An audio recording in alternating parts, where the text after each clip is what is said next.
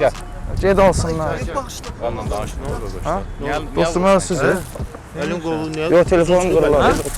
Telefonum qırılar da. Ay dostum, telefonum qırılar. Ha, nə olub ki? Niyə? Neşə alaqsan? Siz dostum. Piroşka istəyir, mən piroşka istəyir, vermirəm. İndi sən Ay mənə onu dostum, ver. mən sizə. Nə deyirəm? Nə alaqsan? Kimə?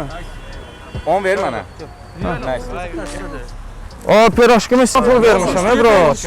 Bildim, mən buna pul vermişəm, özüm Sən üçün. pulun Ver ver. mənə, bir dənə ver mənə. Günahdır bu bərəkət. Ver ona Narahat verirəm. olma, ver. Ver ona verirəm pulunu. Nə qədər eləyir? Nə qədər eləyir? Götür məndən bunu. Cala götür. 1 manatlıq deyil, qoş. Nə qədər? Götür məndən. 1 manat deyil. Nə qədər götür? Ha, ver. Götür məndən. Ha, götür Mən apar. sorursam ləzzət eləyə. Qalaş satdım, götür apar. Samir. Ha, Samir olsun. Arif. Ha, apar. 5 manata yaxşıdır da.